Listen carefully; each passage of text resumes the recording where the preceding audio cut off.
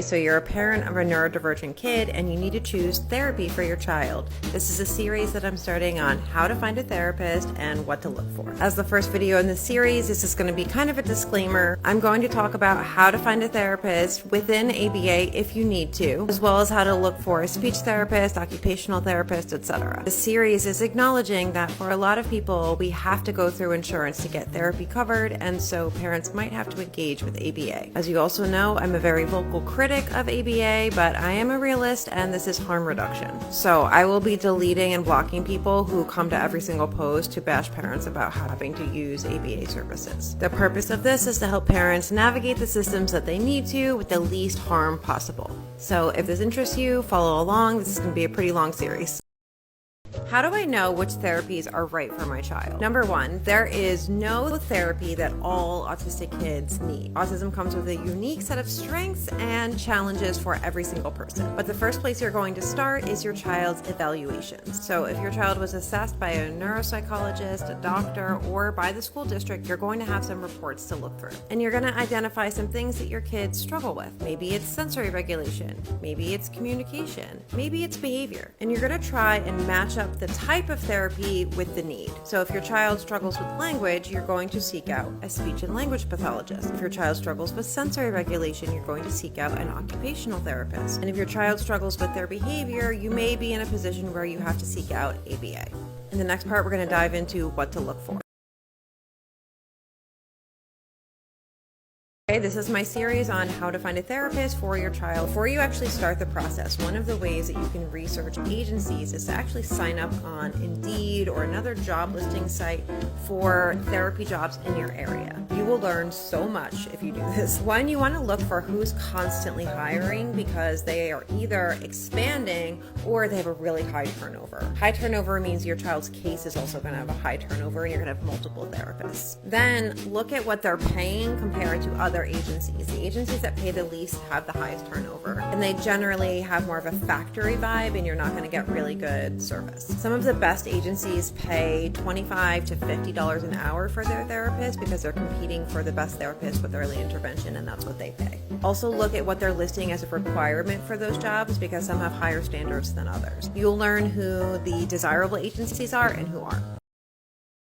How do I choose an ABA therapist for my child, especially if I'm hesitant about ABA? The first thing you're going to do is you're going to find all of the agencies in your area, and you're going to do a little bit of a deep dive on their website. This is where being part of a local parent organization is actually really helpful because you can also ask around in those groups. So you're going to look through the website and you're going to be looking for words like play-based, natural environment, sometimes I call it pivotal response. These are all kind of code words for a more naturalistic, play-based kind of ABA. Another green flag is if the practice actually employs speech and language pathologists and occupational therapists and that they work as a team. The really rigid ABA places really don't play well with others, and generally you won't see a lot of collaboration there.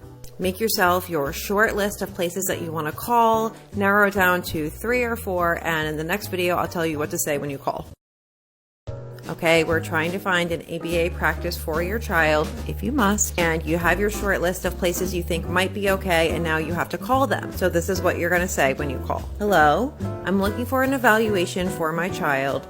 Let me tell you a little bit about my family first, and then let me know if you think this is a good fit. We are not a rigid ABA house. We prefer natural environment, play-based, child-led therapy. Is that something that your agency can accommodate or has experience with? Now they're going to do one of two things here. They're going to say, oh yeah, we do that all the time. That's actually how we prefer to practice. Or they're going to try and give you the hard sell on why traditional ABA is the way to go. Or talk to you like you don't actually understand what ABA even is. So if they act confused by those words, then it's not the place for you and you're going to just move down your list. Next, evaluations. So you're trying to find an ABA therapist for your child, but you're not a huge fan of ABA, and now you have narrowed it down to one practice and your evaluation is scheduled. If at all possible, you're going to want to have them conduct the evaluation in your home and not do drop-off. At this point, you don't know them, you don't know how they practice, and I would not be comfortable dropping my child off in a center and not watching the evaluation. Pay attention for things like hand over hand in the evaluation and other types of forced compliance. You're going to get the evaluation back and you're going to look for some of these things. One, you want to see that they really get your child. So when you read the evaluation, does it sound like something you could write yourself? Are they seeing their behavior as communication? Are they understanding their sensory needs? Or is the entire report just the word non-compliance about 47 times? You can get another evaluation if this one isn't to your liking and follow for more.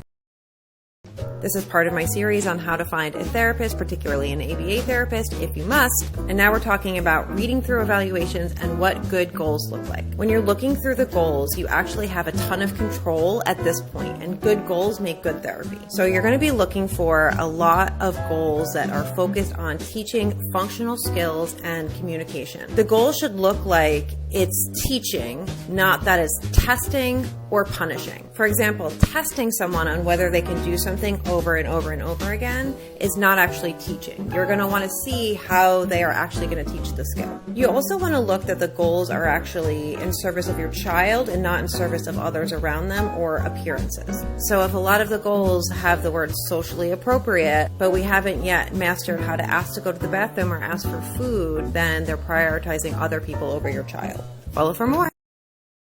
So this is another part of my series on how to find a therapist, an ABA therapist, if you must. So you've gotten the goals, you've looked through them, you've red flagged a couple of them, and now you're going to call a meeting with them and say, I'd like to proceed, but I have some reservations about these goals. And I'd like to meet as a team and see if there's alternate ways that we can meet my child's needs. If the goals aren't detailed enough, you may want to ask them to see the programs, which is what the therapists get to implement the teaching.